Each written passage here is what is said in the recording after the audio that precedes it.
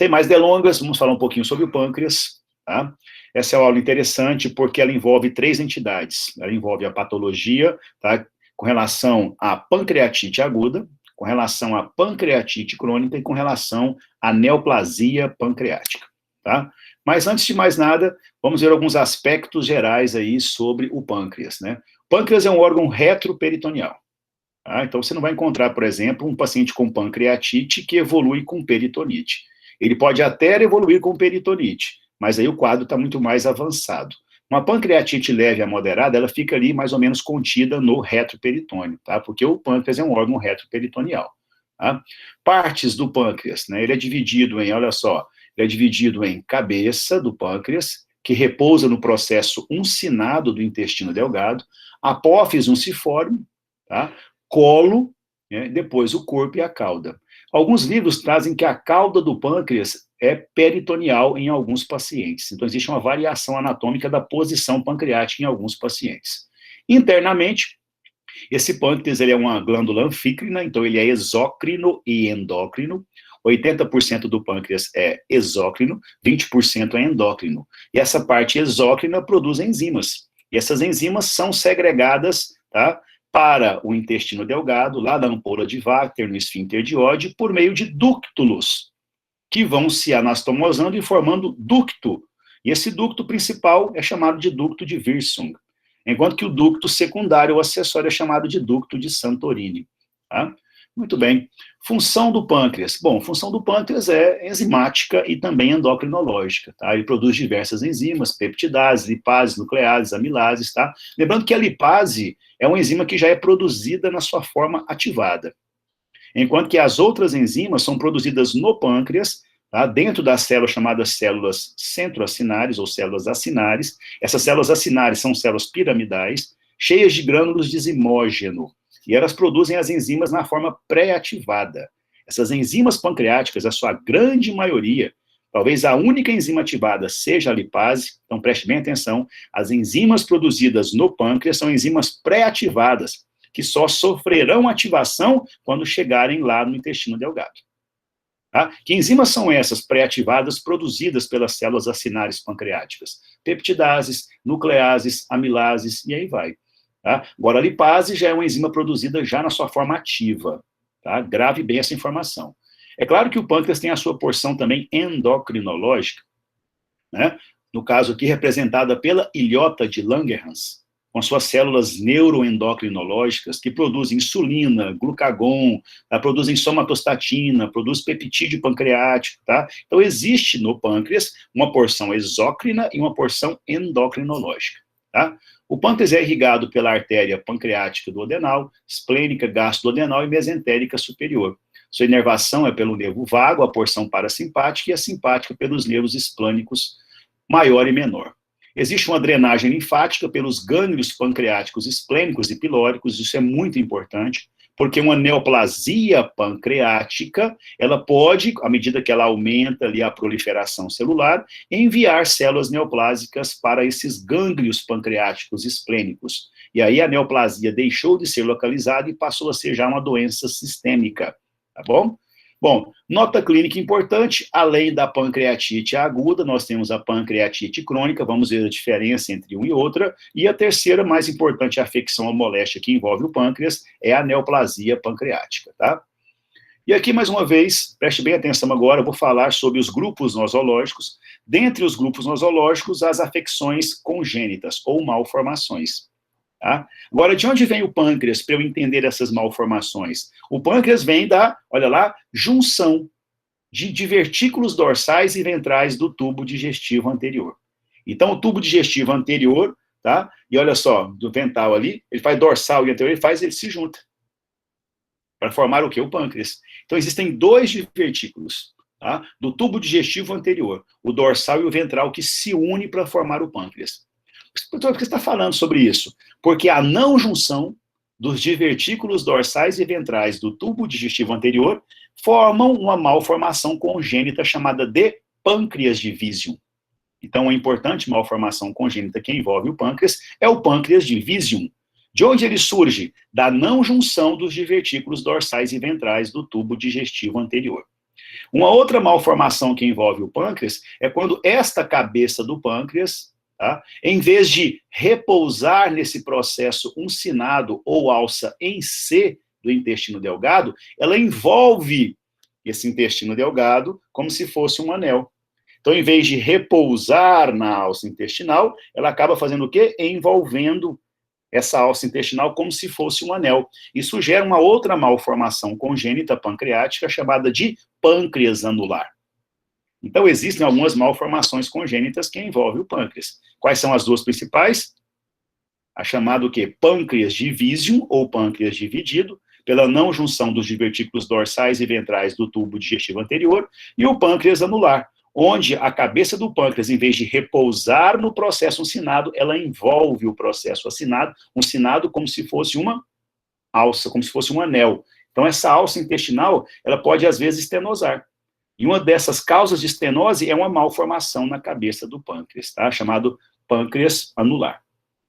Bom, vejam aqui, então, que existe, olha, uma porção chamada cabeça do pâncreas, uma porção chamada corpo do pâncreas, uma chamada cauda do pâncreas, que repousa na alça em C no processo uncinado do intestino delgado. Pois bem, todo o pâncreas exócrino, veja só, as suas secreções são segregadas desses pequenos ductozinhos, que vão se anastomosando e formando esse ducto principal, chamado de ducto de Wirsum, e também, às vezes, ducto secundário, chamado de ducto de Santorini. Tá? É por aqui que são segregadas as enzimas pancreáticas. Tá? Agora, observe também por esse diapositivo que existe uma íntima relação entre as vias secretórias pancreáticas e as vias biliares extrahepáticas. Aqui você vê, olha, o hepático direito com o hepático esquerdo se unindo, formando o hepático comum. De repente vem o colédoco, o ducto cístico, tá? E aqui esse ducto cístico se une com o hepático comum e forma o colédoco. Então aqui de novo, olha, vias biliares extrahepáticas. O hepático direito se une com o hepático esquerdo e forma o hepático comum. De repente, lá da vesícula biliar parte o ducto cístico. Chegando aqui, ele se une com o hepático comum. E agora você tem o colédoco. Por que isso é importante? Porque essa íntima relação entre essas vias pancreáticas secretoras, tá, e a desembocadura do colédoco na mesma ampola de Vater, imagine você aqui um cálculo biliar, que vem, olha só, olha, um cálculo biliar, lá na bile, lá na vesícula biliar. Esse cálculo vem pelo ducto cístico, cai no colédoco e obstrui essa região da ampola de Vater. Poxa, toda a bile vai refluir. E vai causar também o que chamamos de colestase extrahepática. Mas não para por aí. Pela obstrução do cálculo biliar, as enzimas pancreáticas também voltam por esse ducto. Voltando por esse ducto, lembra? São enzimas pré-ativadas. Mas se elas voltarem por esse ducto, causar congestão do mesmo e extravasarem para o pâncreas, elas acabam se ativando de modo inapropriado. Causando o quê? Digestão, autodigestão do parênquima pancreático. É aí que começa a pancreatite aguda. Então você vai ver nos livros que a principal causa de pancreatite aguda é a obstrução por cálculos biliares. E veja só a patogênese, como tudo começa. O paciente tem coledocolitíase lá na vesícula biliar. De repente, um cálculozinho desse vem pelo ducto cístico e, olha, cai no colédoco e obstrui a ampola de Vater. O paciente tem colestase extrahepática e tem refluxo também aqui, ó, retorno das enzimas pancreáticas para os ductos pancreáticos. Só que aqui, ó, elas acabam extravasando para o parênquima pancreático. Aí elas se ativam de modo inapropriado e causam autodigestão do parênquima pancreático. Essa é a patogênese da pancreatite aguda. Outro detalhe, se a pessoa ingere álcool, o álcool age nas células pancreáticas, alterando o seu metabolismo, alterando a sua estrutura e promovem também a ativação inapropriada das enzimas do pâncreas, causando também autodigestão. Só que quem bebe, bebe às vezes de forma intermitente. Um final de semana, 2 finais de semana, não bebe constantemente. Então, essa agressão pelo álcool nas células do pâncreas é também intermitente, é também crônica. Então, a principal causa de pancreatite crônica é o uso do álcool. Professor, o que o álcool faz? Ele danifica as células pancreáticas. De que forma? Tanto estrutural quanto metabólica. Causando o quê? Causando uma ativação inapropriada das enzimas pancreáticas. Tá? Agora tem um detalhe interessante. Se o paciente resolve beber 3 litros de pinga em 24 horas, se ele resolve ir pescar com um amigo e leva 3 litros de pinga, um pacotinho de fumo-trevo ou cavalinho, fica lá na beira do rio, 3 dias pescando, com 4 litros de pinga, não pega peixe nenhum, mas bebe toda essa garrafada lá no final de semana, o álcool passa por aqui durante 48 horas de forma o quê? Contínua. Além de agredir as células, a sua estrutura e também o seu metabolismo, essa ingestão chamada de libação etílica, quando você bebe grande quantidade de álcool em curto espaço de tempo, irrita a ampola de Vater. E ela faz o quê? Se fecha. Se ela se fecha, todo o conteúdo pancreático também volta. Então, veja bem, cuidado, tá? Uma ingestão de álcool em grande quantidade, em curto espaço de tempo, não vai causar uma pancreatite crônica, vai causar uma pancreatite aguda.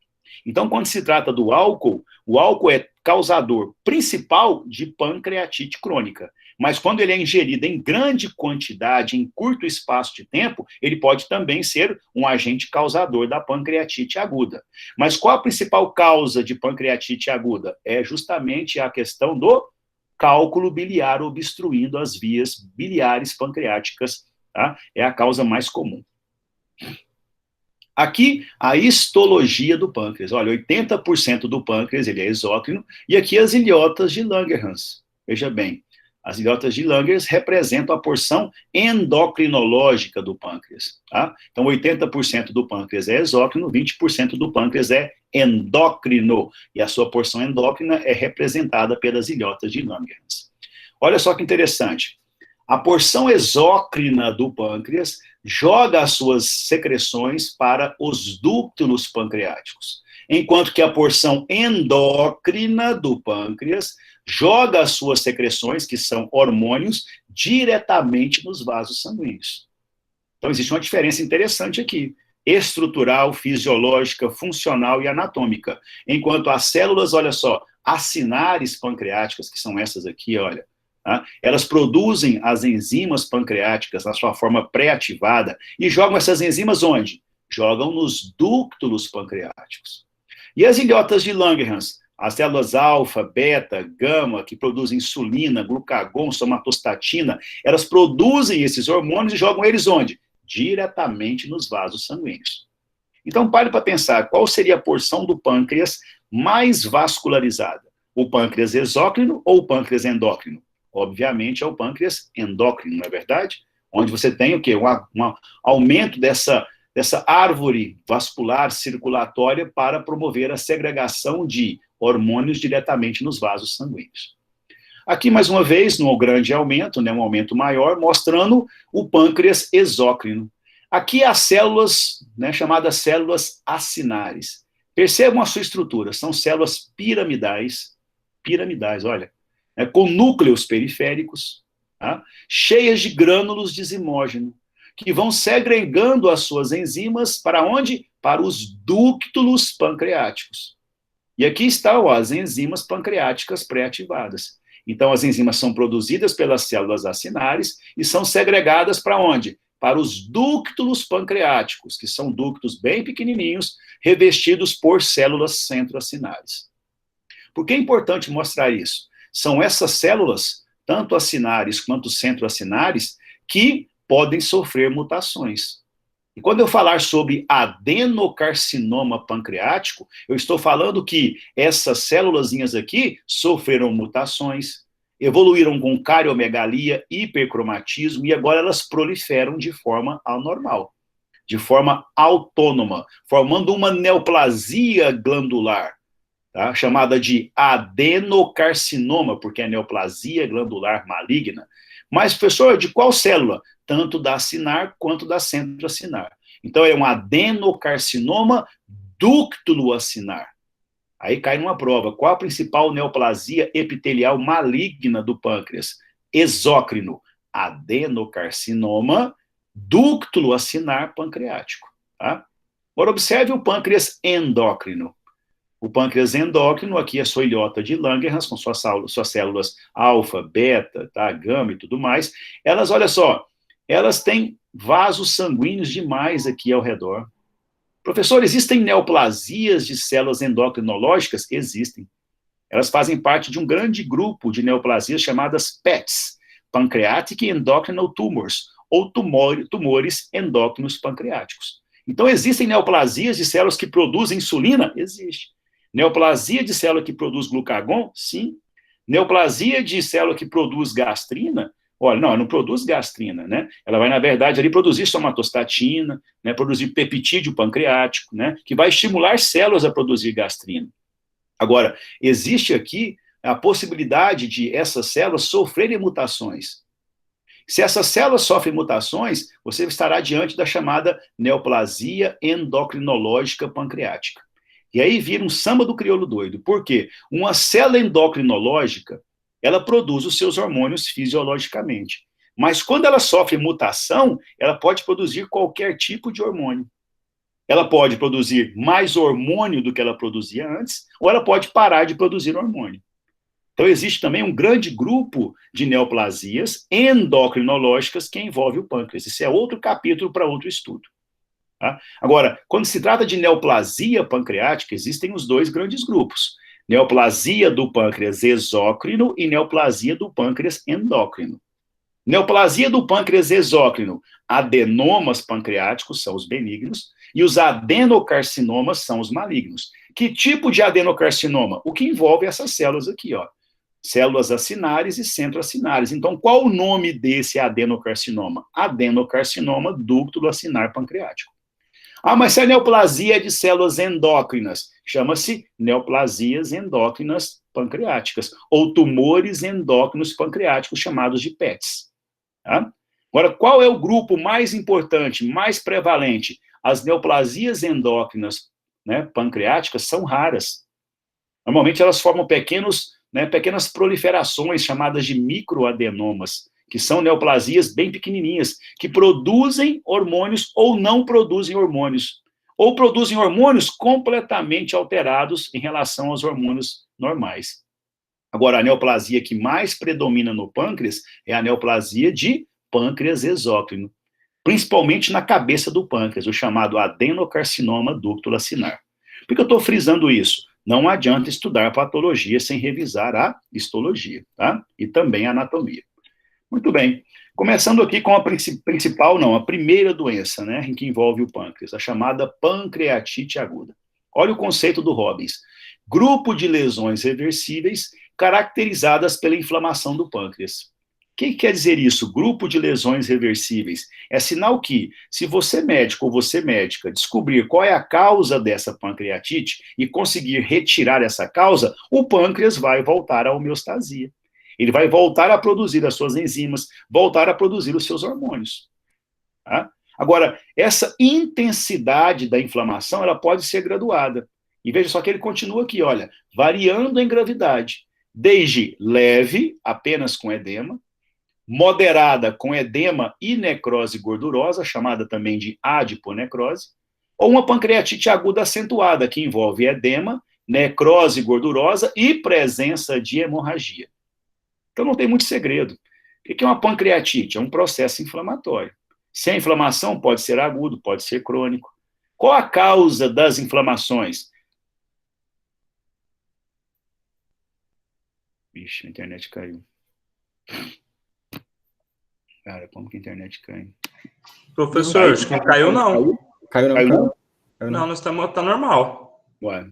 Bom, então vamos lá, porque aqui eu perdi a conexão aqui com vocês. Mas tá vendo aí? Tá vendo e ouvindo perfeitamente. Então vamos lá. Vamos continuar então. Então preste bem atenção. Quando o paciente tem pancreatite, ele tem então, na verdade, uma inflamação no pâncreas. Ela pode ser aguda, ela pode ser crônica. Tá? Agora, o que mais? Qual é a causa de uma inflamação? Ela pode ser química. Agora caiu. Agora caiu. Avisa ele aí, Roncato, no celular, senão ele vai dar aula até. Eu tô mandando mensagem pra ele aqui agora. E eu tava pensando que era o minha internet aqui, que ontem tava caindo demais. Muita chuva aí no Brejo, Maurício? Ontem, muita chuva aqui ontem. Mas hoje tá com previsão também, tá fechado o tempo. Acho que vai chover. Aqui em Palmas tá do mesmo jeito.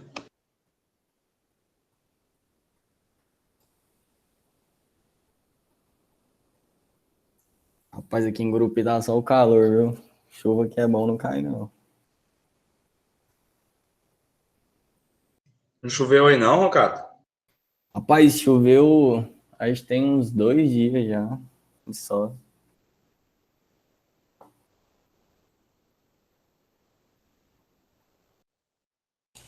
Aqui deu uma chuva no começo da semana. Aí depois parou. Foi, Deve agora tá só o solzão. Deve chegar aí amanhã essa chuva aqui de Palmas, então. Teve uma chuva que derrubou árvore, lagou tudo, foi uma bagaceira. Ficou o dia inteiro chovendo aqui, pô. Naquele dia. Teve aqui na minha rua, teve um ponto ali que tiveram que bloquear, porque não tinha como passar. Era tanta água, mas tanta água que não tinha como passar. Aí bloqueado, com barreira, tudo. Pois é, ô Jonathan, pra você ver, esse calorão aí, eu só esperando o Alfredo me chamar pra ir tomar banho de piscina. Nada. Ai, Fernando. Você que foi embora daquele dia cedo, pô. Pois é, tinha uns negocinhos ainda pra arrumar, velho. Marcar depois uma, pô. Bora aí, na hora.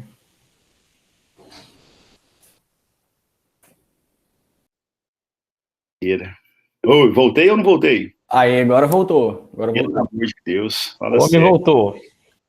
Nossa Senhora. Deus do céu. Vamos lá. Estamos falando de pancreatite aguda, né? Tem que colocar para apresentar de novo. Aí, tá. Show.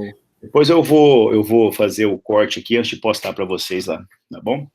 Muito bem. Então vamos lá, antes de perder o fio da meada. Pancreatite aguda, qual a principal causa? Obstrução por cálculos biliares. Pancreatite crônica, uso do álcool. Tá? Agora, existem outras causas de pancreatite? Claro que existem. Podem ser químicas, físicas ou biológicas. O que é uma pancreatite aguda? Grupo de lesões reversíveis, caracterizada por quê? Pela inflamação do pâncreas. E essa inflamação varia em gravidade.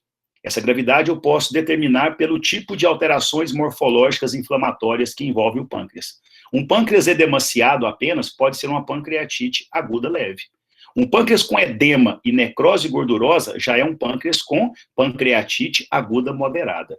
E um pâncreas com edema, com necrose gordurosa, adiponecrose e hemorragia já é um pâncreas com pancreatite aguda acentuada. Tá? Vamos entender um pouquinho melhor isso aí. Olha aí, quais são as principais causas de pancreatite aguda? Caiu na prova, não perca essa oportunidade. Olha, cálculos biliares. Tá? Segundo tipo de causa, traumatismo, causas físicas. Olha, peraí, professor, neoplasia causando inflamação? Óbvio. Olha bem aqui, se o paciente tem um adenocarcinoma, uma neoplasia na cabeça do pâncreas, ele obstrui as vias pancreatobiliares. E se ele obstrui, o suco pancreático volta. Causando o quê? Ativação inapropriada e autodigestão do parênquima pancreático. Tá? Então, cuidado. Tá? A principal causa de pancreatite aguda, obstrução por cálculos biliares. Causas menos comuns, mas que podem ocorrer, traumas, neoplasias e até mesmo, olha só, seles ou cistos, que você vai encontrar também aqui na cabeça do pâncreas. Outras causas tóxicas, já são causas químicas, olha lá, álcool, medicamentos como diuréticos, causas metabólicas, alterações metabólicas sistêmicas, que podem alterar o metabolismo do cálcio, podem alterar o metabolismo da gordura. Então, pacientes obesos com hipercolesterolemia têm uma grande chance de evoluir também para uma pancreatite aguda. Pacientes que têm hipercalcemia, eles também podem evoluir para pancreatite aguda. Existe um fator de risco relacionado. Tá? Pacientes que têm alterações vasculares importantes, como embolia, como aterosclerose em virtude da hipercolesterolemia. E agora, pasmem vocês, vírus pode causar também pancreatite. E olha só, ascaris. Onde está esse ascaris? Um bolo de ascaris que está no intestino delgado e obstrui a ampola de Vater, leva ao retorno do suco pancreático, ativação inapropriada e autodigestão do parênquima pancreático. Então, qual seria o mecanismo principal causador de uma pancreatite? Obstrução dessas vias de ducto. Arthur, por que isso é importante? Preste bem atenção. As enzimas produzidas pelo pâncreas são enzimas inativadas. Não tem interesse ter ativação pancreática ali. Elas são ativadas onde? Lá no duodeno. Mas se ocorre uma obstrução dessas vias ductais e essa secreção volta para o pâncreas e começa a se acumular e extravasar no pâncreas, aí muda tudo. Aí começa a ver o quê? Olha a patogênese. Autodigestão da substância pancreática por enzimas do próprio pâncreas, ativadas de modo inapropriado. Essa é a patogênese de uma pancreatite. Isso é questão de prova discursiva. Explique a patogênese da pancreatite. A sua resposta é autodigestão da substância pancreática por enzimas pancreáticas ativadas de modo inapropriado. Quais são os possíveis mecanismos? O mais importante é o obstrutivo. Olha, por uma coledocolitise, algum tipo de obstrução da ampola, tá? A pessoa é alcoólatra. Veja bem que o álcool está aqui na aguda, mas como uma causa mais secundária, porque depende da intensidade. Agora, onde está o álcool aqui na crônica? Olha só, está muito mais aqui em cima. Ó. E esse álcool causa o quê? Uma injúria celular. Pessoal, mas o álcool ele pode causar também obstrução? Claro que pode, ele irrita a ampola de Vater. Ele pode causar lesão na parede das células, é justamente isso que o álcool faz. E quando ele causa dano na parede das células, ele ativa as enzimas de modo inapropriado. E outro detalhe, algumas substâncias como o próprio álcool aqui, olha, álcool levam ao quê? A alterações metabólicas intracelulares pancreáticas. Então, esses mecanismos tá, de obstrução, injúria celular e alteração metabólica pode ser causado por qualquer um desses agentes. Entenda o seguinte, a causa é química, físico-biológica. Mas qual é o mecanismo? Ou é obstrução, ou é injúria celular, ou é injúria metabólica. Qual que é a patogênese? Seja ela obstrutiva, seja ela um dano celular, ou seja ela uma alteração metabólica, elas vão convergir para o quê? A ativação de enzimas inapropriadas. Essas enzimas ativadas de modo inapropriado levam ao quê? Levam à necrose gordurosa, levam à ativação de enzimas com degradação enzimática pancreática, leva à inflamação e edema e leva também à hemorragia. Isso causa o quê? Pancreatite. E a pancreatite ela pode ser estadiada em leve, moderada e acentuada. Quando ela é leve, tem apenas edema. Quando ela é moderada, tem edema e necrose. Necrose de que tipo? Adiponecrose. Quando ela é acentuada, quando tem edema, necrose gordurosa e também hemorragia. Tá? E aqui a macroscopia de uma pancreatite aguda. Olha. O pâncreas completamente edemaciado, com áreas de hemorragia e focos de necrose. Te pergunto, essa pancreatite ela é aguda, leve, moderada ou acentuada? Ela é acentuada. Exatamente. Por quê? Porque você tem áreas de hemorragia e focos de necrose. O que o paciente está sentindo? Qual é a clínica de uma pancreatite aguda? É uma dor epigástrica, fúndica, não é uma epigástrica superficial como na gastrite, como na úlcera péptica. É uma dor epigástrica fúndica, que irradia para onde? Para o hipocôndrio esquerdo. E irradia para o dorso do mesmo lado, forma chamada dor em cinta ou dor em barra, que vocês vão ler no livro. Associada a essa dor característica, o paciente tem o quê? Olha só, ele pode ter náusea, pode ter vômito, faces de sofrimento, tá? E agora começam algumas manifestações mais sistêmicas. Professor, o que é isso? A pancreatite não é uma inflamação só no pâncreas? Depende da intensidade, meus amigos. Se ela é leve, o edema fica apenas no pâncreas. Mas se ela começa a ter necrose e hemorragia, principalmente, esse suco pancreático já ativado de modo inapropriado, os mediadores da inflamação caem na corrente sanguínea. E aquela pancreatite que estava leve, restrita ao pâncreas, agora moderada, agora acentuada, ela torna-se uma doença sistêmica.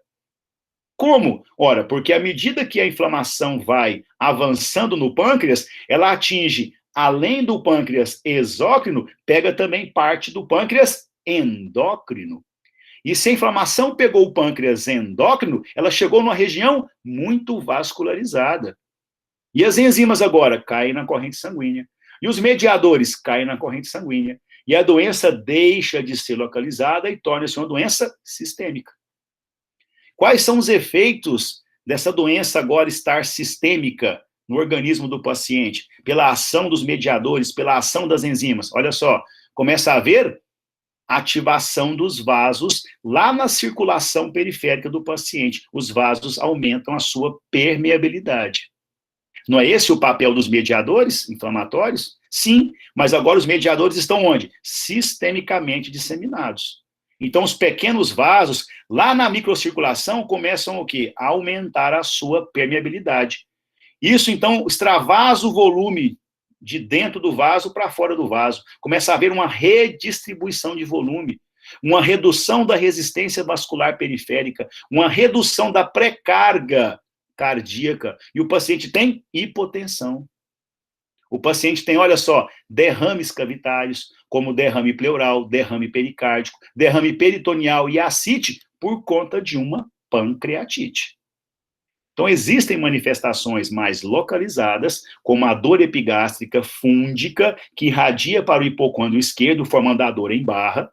Existem, olha só, sinais e sintomas sistêmicos, faces de dor, tá? Náuseas, vômitos, e o que mais? Derrames cavitários, hipotensão, tá? Tudo isso é o quê? Sintomatologia sistêmica de um processo inflamatório.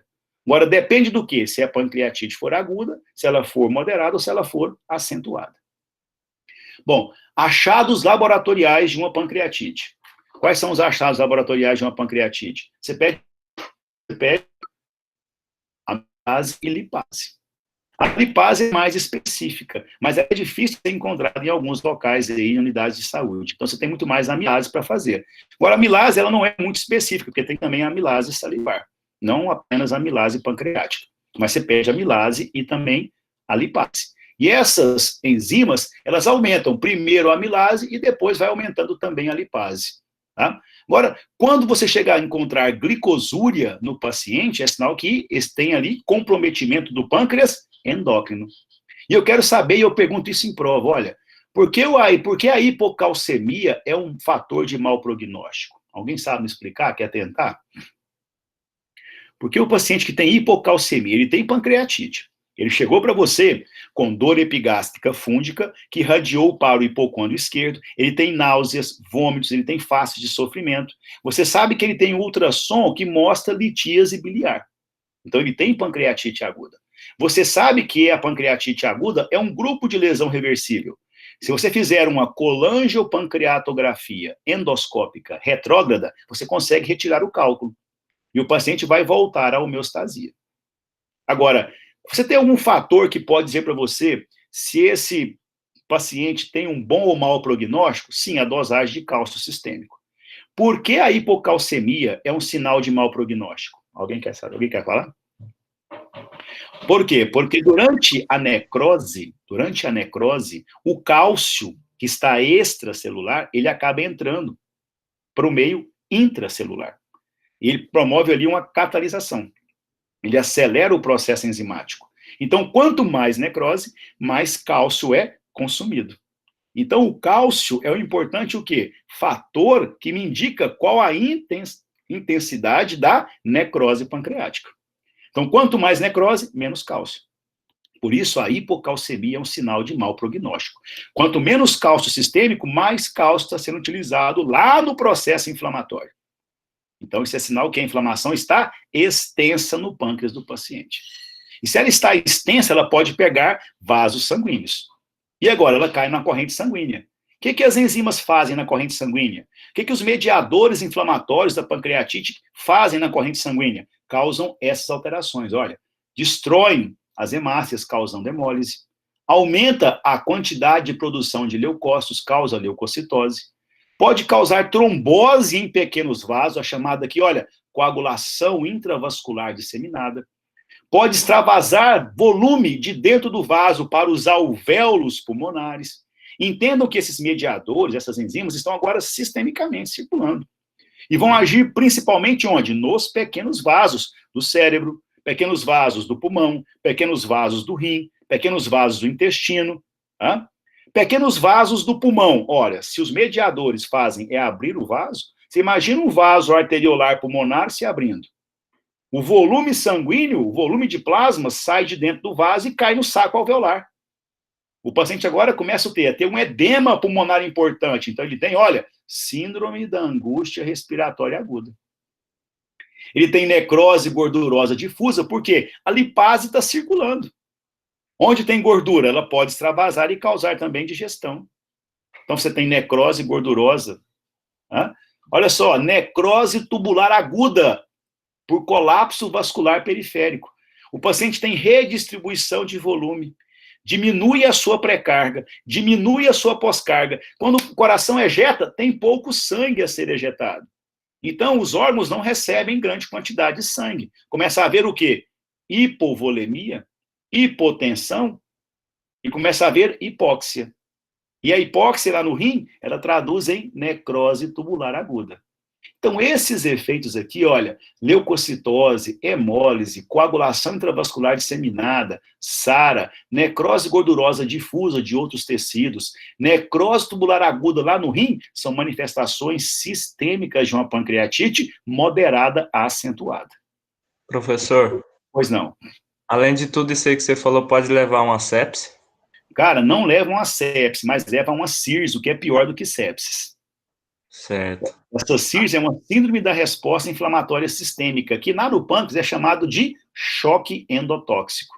Por quê? Pela toxicidade dessas enzimas pancreáticas, que promovem liberação de citocinas, aumentam a agregação plaquetária, promovendo também fenômenos trombóticos, como a CIVD.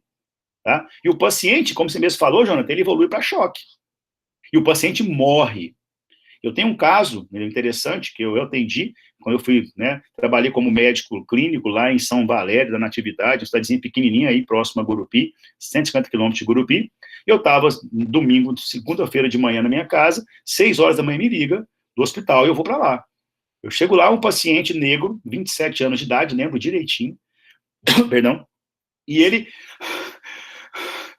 uma franca dispneia, doutor, eu vou morrer. Eu falei, vixe. Olhei para ele, ictérico, 4 cruzes em 4. Meu irmão me conta a história. Não, doutor, cuidado, hein? Eu fui para uma pescaria na sexta-feira, eu e um amigo meu. Levamos 3 litros de 51, 2 pacotes de fumo-trevo, levamos as minhocas dentro da lata de extrato lá, elefante, e fomos lá para pescar no Rio São Valério. E aí, pegou? Mas não pegamos nada, só fogo. E aí, nós secamos as 3 garrafas até ontem. E eu estou passando mal demais, achando que eu vou morrer. E agora? Aí deixei ele internado, fiz uma medida lá de preservação da hidratação, tudo mais, para ele não se hidratar, retirei a dor dele e pedi a milase. Uma milase normal, né, tem um valor lá de 40, talvez 400. Tá? E aí veio 400, quase que 4 vezes, sei lá, 10 vezes mais, né, a milase fez, isso aqui é pancreatite aguda. E eu sabia que poderia ser leve, moderado ou acentuada, mas nesse caso já acentuada. Paciente ictérico, paciente com dor e com dispneia. O que quer dizer para mim aquela dispneia? Que ele estava evoluindo para síndrome da angústia respiratória aguda. O que eu fiz? Mandei ele para a UTI de Gurupi, meu irmão. Ele chegou na UTI de Gurupi, eu atendi ele 6 e pouco da manhã, chegou lá perto de 10 horas da manhã. Ele foi internado, faleceu no outro dia, 5 horas da manhã. Pancreatite aguda necrohemorrágica, com choque endotóxico, isso leva a síndrome da angústia respiratória aguda e insuficiência respiratória aguda. E o paciente falece por libação etílica.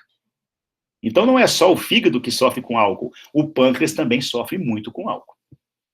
Ah, mas é uma libação etílica absurda, professor. Cara, não é muito, não. Essas festas aí que o pessoal faz, que você começa a tomar vodka, começa a tomar uísque, bebida destilada, isso causa libação etílica também, tá? E em 12 horas de festa. E o paciente tem pancreatite aguda com 12 horas de libação etílica. E ele evolui para um quadro desse aí de CIRS, como o Jonatas falou, né? Leva também um paciente para uma SARA e ele pode falecer. E eu te pergunto, um paciente desse chega para você põe ele na UTI, você vai fazer o que para ele? Você vai tirar o álcool do sangue dele? Não tem como. Você faz o quê, então? Medidas de suporte para ele sobreviver àquela fase de desintoxicação do álcool. Só que, às vezes, já é tarde. Ele tem já uma síndrome, né? Um conjunto de sinais e sintomas sistêmicos provocados por essa pancreatite aguda.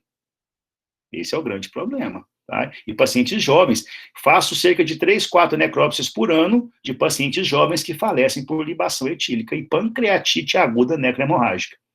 Eu vou até a vesícula biliar na necrópsia procurando o cálculo, não acho o cálculo. Converso com a família, não, doutor, ele é alcoólatra. E agora está muito próximo do Natal e resolveu comemorar o Natal 3 dias antes.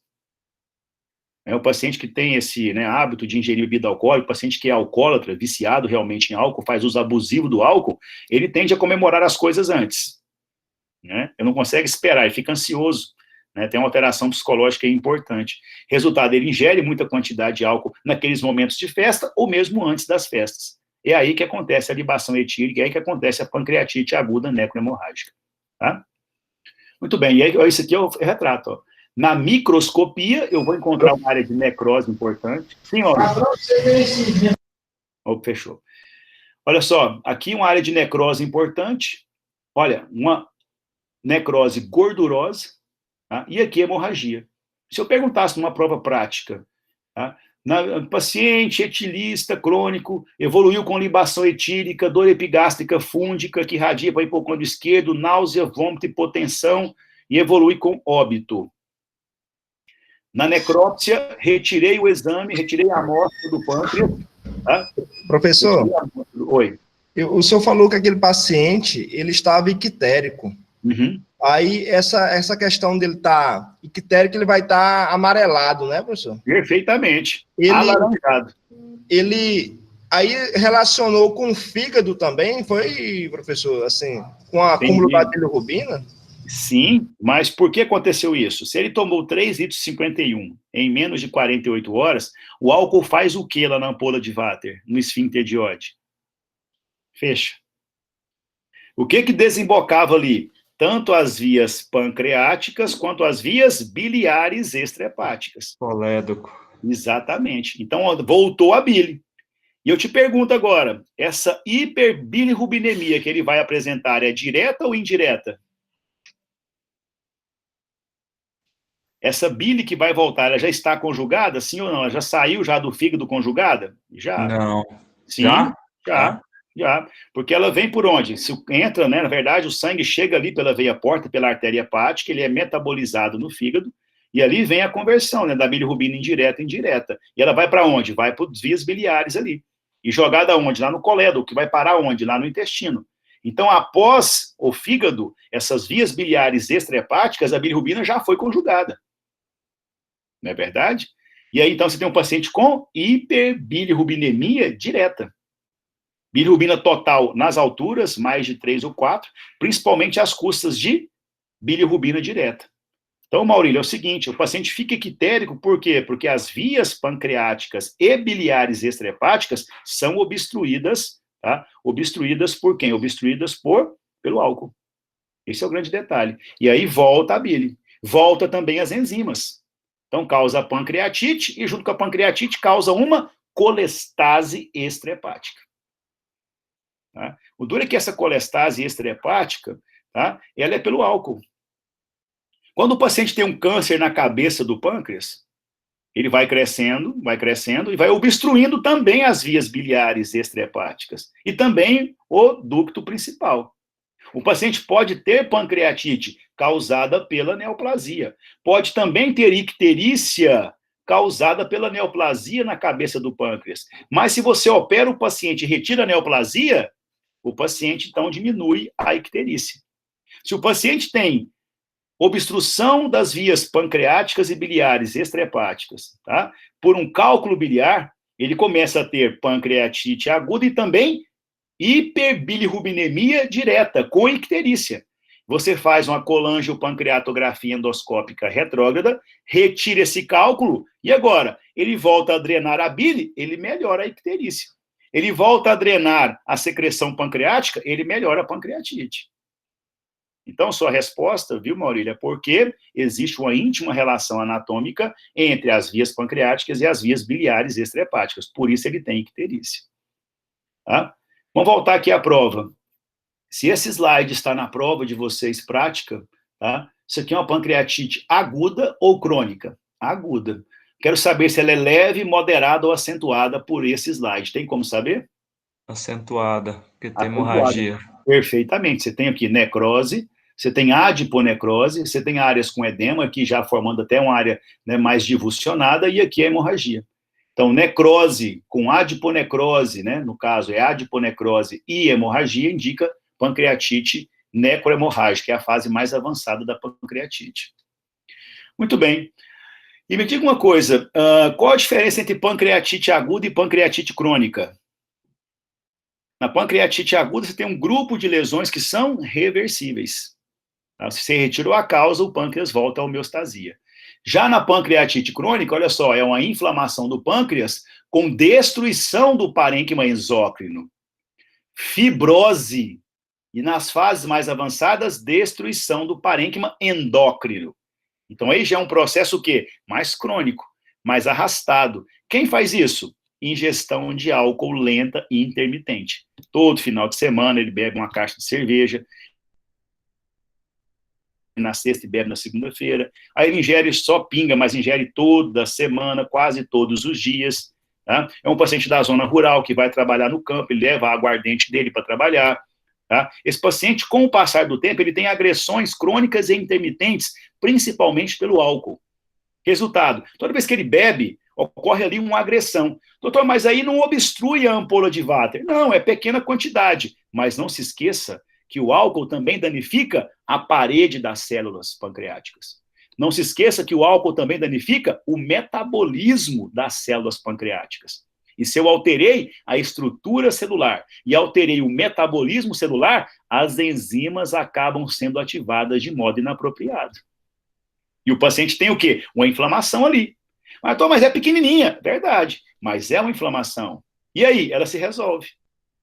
Semana que vem, de novo, agressão, inflamação e regeneração.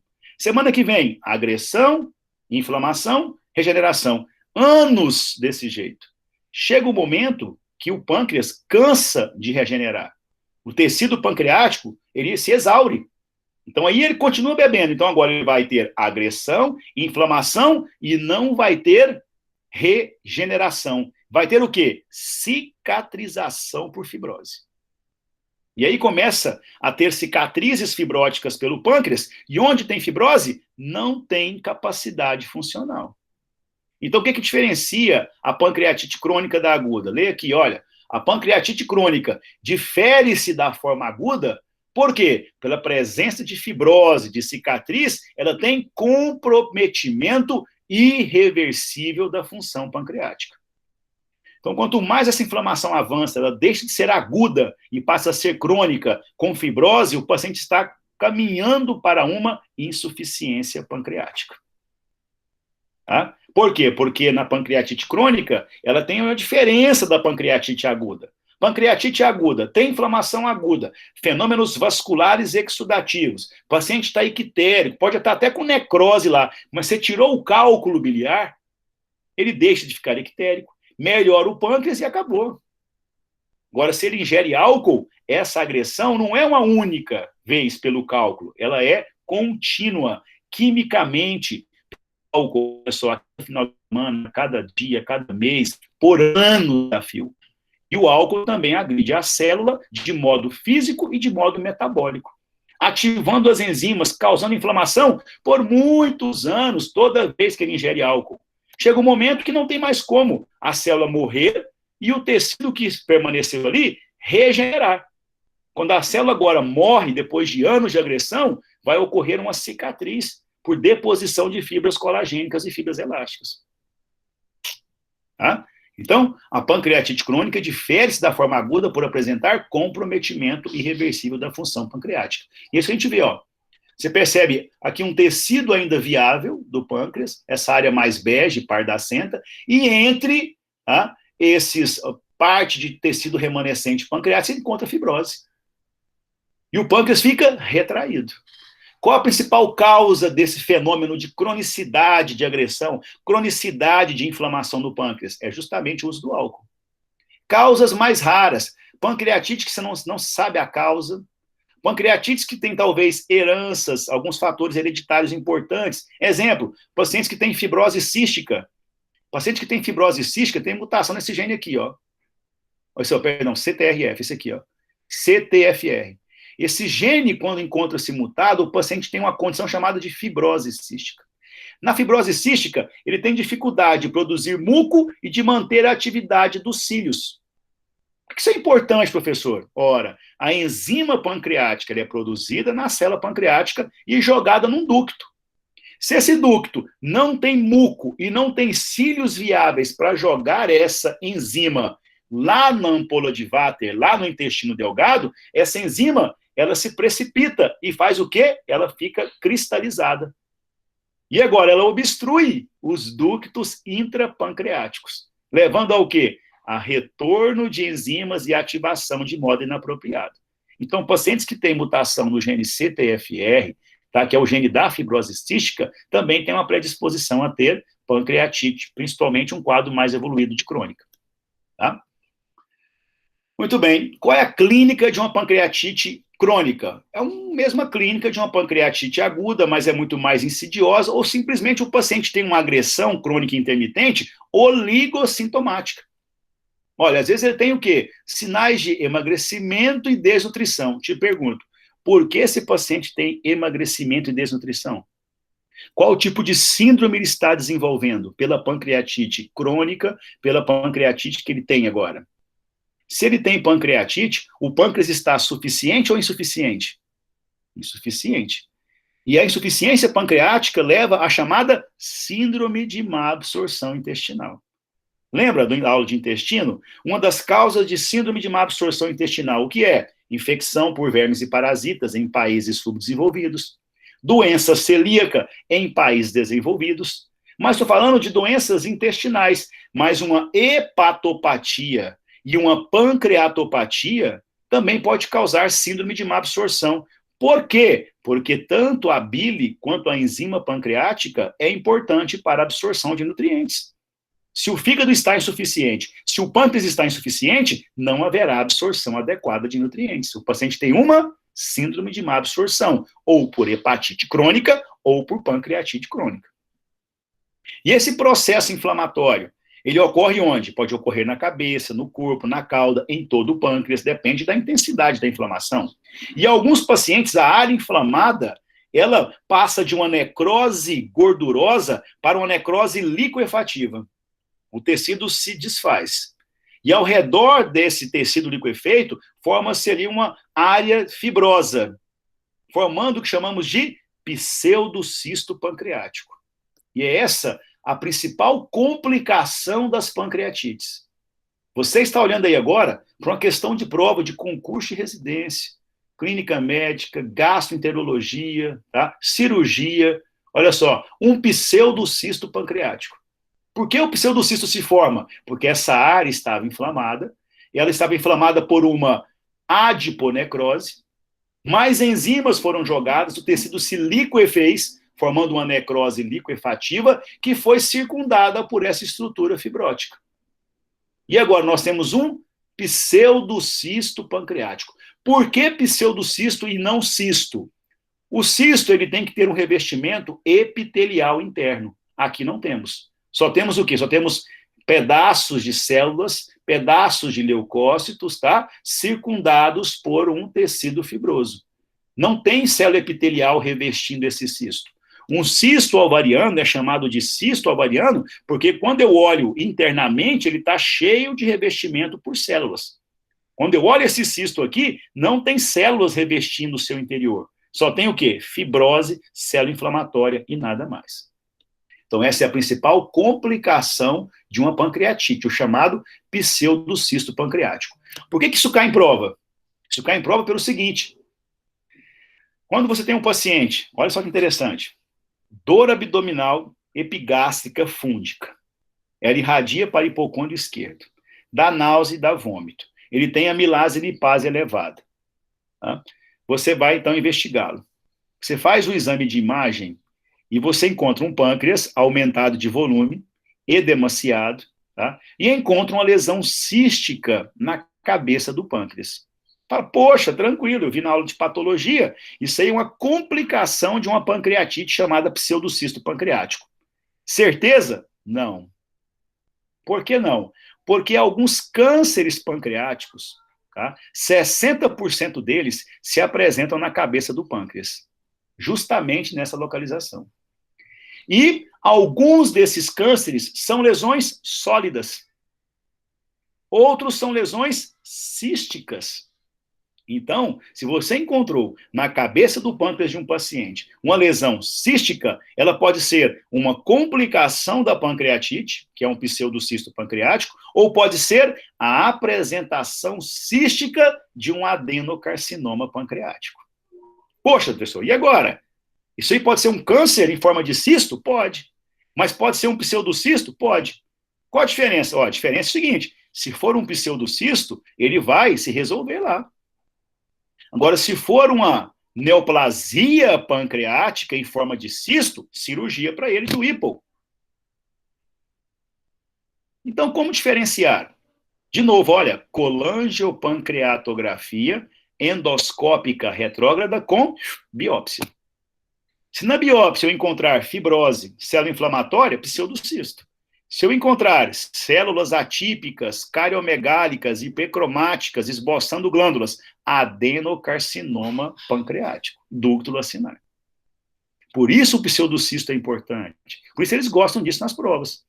Porque o pseudocisto pancreático nada mais faz do que diagnóstico diferencial com o principal tipo de câncer pancreático. Tá legal?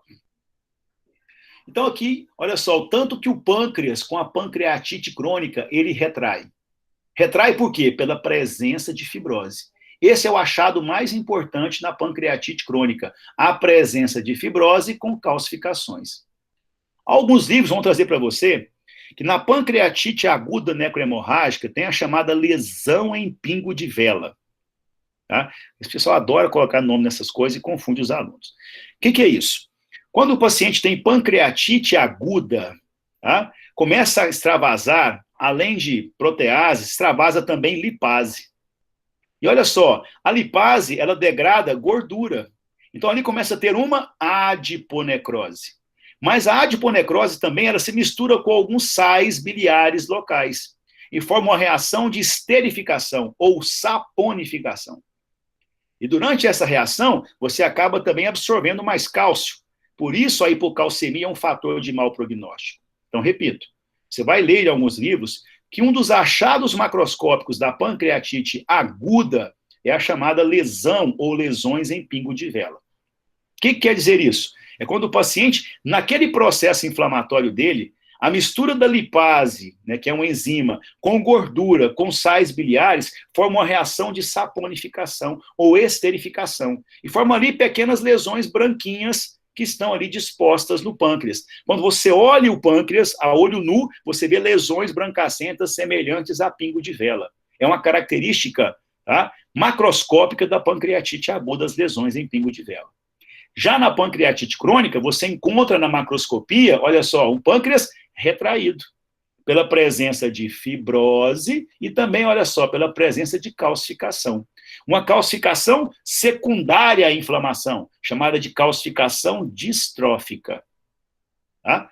Então, a morfologia, a histopatologia entre as duas é diferente. Por último, falar um pouquinho para vocês sobre neoplasia pancreática, tá? Que é uma neoplasia que acomete pacientes normalmente idosos, negros, tabagistas, tá? Homens também que que ingerem comida de forma inadequada, tem fatores dietéticos associados, ele pode ter diabetes mellitus também, paciente obeso, sedentário e principalmente com histórico familiar de câncer pancreático. Então, qual é o perfil epidemiológico do paciente que tem câncer pancreático? Paciente negro, paciente de idade avançada, paciente que tem também o quê? Fumar, tabagismo, tem também dificuldade de manter uma dieta adequada, então ele acaba desenvolvendo obesidade, ele é sedentário e tem histórico na família de câncer pancreático. Esse é o paciente que pode apresentar e tem fatores de risco para câncer pancreático. Bom, como é neoplasia, vocês sabem que o pâncreas é uma glândula. Então, se é neoplasia do pâncreas exócrino e não do pâncreas endócrino, esquece o pâncreas endócrino por enquanto, o pâncreas exócrino também é uma glândula. Então, ali, se a célula sofre mutação e vira uma neoplasia, é neoplasia de células glandulares. Neoplasia de célula glandular pode ser benigna ou pode ser maligna. Neoplasia glandular benigna, adenoma. Neoplasia glandular maligna, adenocarcinoma. Então, veja só, você tem neoplasias benignas, adenomas, neoplasias malignas, adenocarcinomas. Mas como essas lesões se apresentam? Elas podem ser lesões císticas, lembra do pseudocisto pancreático que faz diagnóstico diferencial? Ou podem ser lesões sólidas, localizadas na cabeça, no corpo ou na cauda. E essas mutações podem ocorrer tanto em células ductais, que estão revestindo os dúctulos pancreáticos, ou em células acinares, que produzem as enzimas pancreáticas. Então, o nome correto da neoplasia pancreática é neoplasia dúctulo-acinar. Se é benigna, adenoma dúctulo-acinar. Se é maligna, adenocarcinoma dúctulo-acinar. Veja bem aqui, olha, uma neoplasia, uma proliferação, né, completamente irregular de células, cariomegálicas hipercromáticas, não é verdade? E aqui você tem já uma ilhota aqui ainda preservada, tem fibrose, tá? Mas aqui você tem já um adenocarcinoma pancreático, tá? Aqui também, olha, células também malignas, também infiltrando todo o parênquima pancreático, tá? Muito bem. O adenocarcinoma do pâncreas exócrino corresponde a 85% das neoplasias pancreáticas malignas. 20% são múltiplos, então preste atenção, 60% do adenocarcinoma, tá, pancreático ductulo-acinar está na cabeça do pâncreas. 10% no corpo, 10% na cauda, tá? Então existe uma distribuição desses adenocarcinomas. Às vezes são lesões únicas, às vezes são lesões múltiplas do pâncreas, tá bom? E a sintomatologia vai depender da localização, é claro. Uma massa, uma neoplasia na cauda, ela vai demorar a manifestar clinicamente. Uma neoplasia na cabeça do pâncreas vai se manifestar sob a forma de pancreatite. Então, meus amigos e minhas amigas, o gold standard dessa aula aqui, o padrão ouro dessa aula, o ápice dessa aula é mostrar para você que você pode diagnosticar um câncer na cabeça do pâncreas por meio de uma manifestação clínica de pancreatite.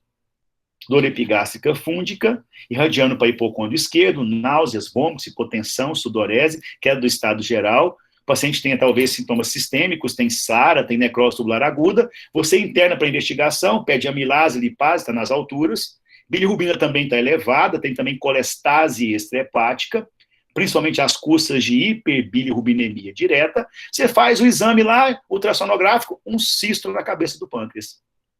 E aí, é uma pancreatite aguda ou é uma neoplasia em forma de cisto? Existem marcadores, biomarcadores para isso. CA19.9 te ajuda um pouquinho nisso. Tá? Pode estar positivo e favorece o diagnóstico de neoplasia. Mas somente a colangiopancreatografia endoscópica retrógrada vai te dar o padrão ouro de diagnóstico. E aí vem o resultado da biópsia. É câncer. Peraí, mas tinha um câncer se manifestando sob a forma clínica de uma pancreatite. Exatamente isso. Uma das causas de pancreatite aguda é a presença de uma neoplasia pancreática na cabeça do pâncreas. Essas neoplasias podem produzir alguns tipos de secreções enzimáticas. Isso favorece também, tá, a trombose em alguns vasos. Então, o paciente tem a chamada tromboflebite migratória, que é o sinal de Trousseau. Por que ele tem trombose em diversos vasos? Porque, veja só, as enzimas estão na corrente sanguínea. Causando o quê? Favorecendo o quê? Favorecendo a presença de fatores trombóticos, danificando o endotélio de vasos, alterando o fluxo sanguíneo, causando estados de hipercoagulabilidade. Então, uma neoplasia na cabeça do pâncreas pode mexer na tríade de Virchow, levando a trombose em alguns vasos aí sistêmicos do paciente. Tá legal? Clínica da cabeça do pâncreas, não se esqueça, depende da localização. Tá? Mas normalmente a gente tem perda de peso, emagrecimento, tem icterícia por obstrução, tem sinais de insuficiência pancreática com esteatorreia, sabe o que é isso? Presença de lipídio, gordura nas fezes. Tá? Agora, 2/3 dos pacientes têm sintomas inespecíficos. Meu Deus do céu. Apenas 1/3 dos pacientes têm uma sintomatologia que vai te fazer pensar em neoplasia da cabeça do pâncreas. Tá? Então, é um diagnóstico difícil. Tá? Aí agora você tem, então, uma suspeita clínica, parte para os exames de imagem. Começa com ultrassom, e a tomografia tem 95% de sensibilidade. Mas a confirmação tem que ser o quê? Histopatológica. tá? Com colangiopancreatografia endoscópica retrógrada e biópsia.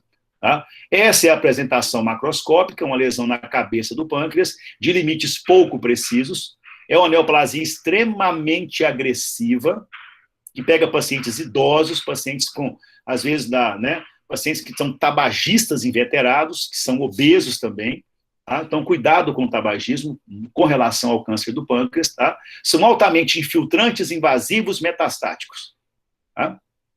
Aqui a cabeça de um pâncreas e a lesão neoplásica, perceba, a cabeça do pâncreas foi ressecada e essa lesão ela tem limites pouco precisos, olha, com halo de hemorragia aqui, que não me permite, né, dizer onde começa, onde termina essa neoplasia. Aqui ultrassom, você percebe a sombra acústica aqui do pâncreas e uma lesão na cabeça do pâncreas, uma lesão sólida, olha, talvez com algumas cavitações, mas olha só, uma lesão sólida, grande, tá? O que será isso? Faz a colangiopancreatografia endoscópica e você percebe que tem ali uma neoplasia. Tá? E quando você percebe que tem uma neoplasia, essa era a neoplasia que estava lá. Olha só, o corpo, a cauda do pâncreas e aqui a cabeça do pâncreas. Olha só, uma lesão, olha, gigante. Cirurgia para isso, cirurgia de Whipple, extremamente agressiva. Você retira a cabeça do pâncreas com a neoplasia e também parte do duodeno e faz a anastomose. Como é que fica a qualidade de vida? Terrível. O prognóstico é extremamente reservado aqui. Tá? E aqui a peça já fixada em formol, cabeça do pâncreas com a neoplasia, importante, aqui o corpo e a cauda, e a microscopia. Tá? Você pode ter uma neoplasia bem diferenciada, tá? Uma neoplasia moderadamente diferenciada, tá? E uma neoplasia que você percebe que ela forma glândulas mal formadas. Olha só, tentando infiltrar o tecido adjacente, o conjuntivo ele está completamente alterado, com aspecto em redemoinho, chamado aspecto estoriforme. Mas o que mostra aqui que é um adenocarcinoma? Múltiplas glândulas, umas maiores, umas menores, umas fundindo com as outras, chama-se back-to-back, tá? Umas com aspecto infiltrativo. E detalhe, olha só, isso aqui é uma terminação nervosa. E eu percebo aqui uma glândula infiltrando uma terminação nervosa. É aqui que causa dor a neoplasia. Então, uma das causas da dor do câncer é quando as células neoplásicas começam a atingir terminações nervosas, que é o nervo, que está sendo infiltrado por uma neoplasia. E agora não tem como você tirar. Então, fica compressão nervosa ali. Se é um nervo sensitivo, isso aí causa dor absurda. Tá? Muito bem. Para finalizar, não se esqueçam que além da neoplasia exócrina pancreática, que é o adenocarcinoma ducto-lacinar, que pode se manifestar sob a forma de cisto, é, na verdade, uma neoplasia que se apresenta, né, com a clínica que não é tão específica, pode apresentar emagrecimento, alterações como a esteatorreia, né, náusea, vômito, tal. Tá? Agora, esse tipo de neoplasia aqui, tá, é neoplasia do pâncreas endócrino. Veja só, a grande maioria são pequeninas lesões, menos de 0,5 centímetro de diâmetro, chamadas de microadenomas. Mesmo sendo neoplasias de células neuroendócrinas, são chamadas de microadenomas. Tá? Elas podem ser secretantes. Olha só que interessante. Uma neoplasia endócrina, para terminar essa conversa nossa, se é uma neoplasia de célula endócrina, e ela produzia antes hormônio, e agora essa célula sofreu mutação. O que pode acontecer com ela? Ela pode parar de produzir hormônio. Ela pode produzir aquele mesmo hormônio em grande quantidade. Ou pior, ela pode produzir um outro tipo de hormônio que ela não deveria produzir. Então, quando se trata de neoplasias endocrinológicas, primeiro ponto, ela é secretante ou não secretante? O que é uma neoplasia endocrinológica secretante? É aquela que produz substâncias, produz hormônios. O que é a neoplasia endocrinológica não secretante? É aquela neoplasia que não produz nenhum tipo de secreção, nenhum tipo de hormônio. Ah, mas se ela é secretante e causa manifestações clínicas, a secreção dela. Opa, se ela é secretante e a secreção que ela produz causa manifestação clínica, então ela é secretante e funcionante. Então, uma neoplasia pancreática como essa, um microadenoma, que produz insulina, ou seja, um insulinoma, e se essa insulina causa manifestação clínica, esse insulinoma ele é secretante e ele é o quê? Funcionante. Ele causa hipoglicemia. Agora, um glucagonoma, que é uma neoplasia também endocrinológica, lá das idiotas de Langerhans, que produz glucagon, se essa neoplasia endócrina produz glucagon, ela é secretante. E se esse glucagon produz hiperglicemia, e aí? O paciente tem uma neoplasia que é secretante e funcionante. E o pior, essa característica clínica é de hiperglicemia. Você pode estar fazendo diagnóstico de diabetes mellitus no paciente, dando hipoglicemia antioral para ele, dando insulina para ele, e ele não tem diabetes. Ele tem uma neoplasia endocrinológica pancreática, um glucagonoma, que produz glucagon em excesso. Uma neoplasia que é secretante e funcionante, porque ela está causando hiperglicemia. E vai fazer esse diagnóstico para você ver. Não é fácil. Tem muito paciente por aí tratando, tá, diabetes, e não é diabetes. É, na verdade, um glucagonoma pancreático. Tá bom? E essas neoplasias, eu consigo, olha só, dizer se realmente é um insulinoma ou se é um glucagonoma, através da chamada imunohistoquímica. O paciente, então, foi diagnosticado com um insulinoma, fizeram a biópsia, mandaram para mim, ou então é um achado de necrópsia, mandaram para o laboratório, e queriam saber se é um insulinoma, se é um glucagonoma, se é um vipoma, uma neoplasia que produz peptídeo pancreático. Tá? O que eu fiz? Fiz marcação imunohistoquímica. E percebi que, olha, marcou as células que produzem insulina, as células beta. Então, isso aqui é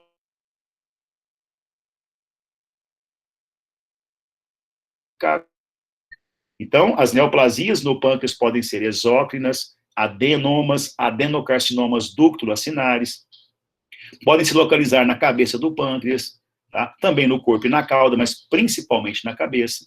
Podem ser sólidas, podem ser císticas. Tem clínica inespecífica. O diagnóstico é imagenológico, mas se firma com a biópsia. Já as neoplasias endocrinológicas é um grande grupo chamado de neoplasias endócrinas pancreáticas.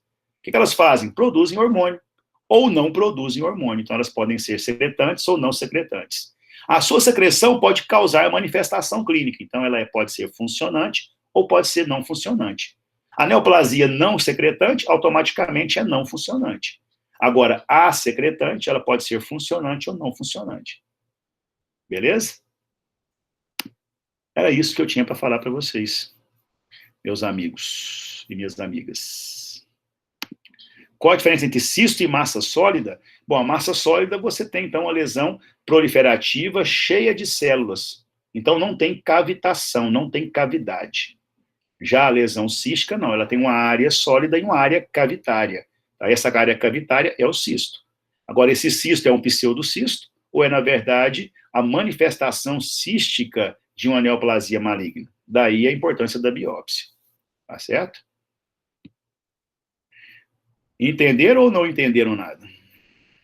Sim, foi show, professor. Obrigado.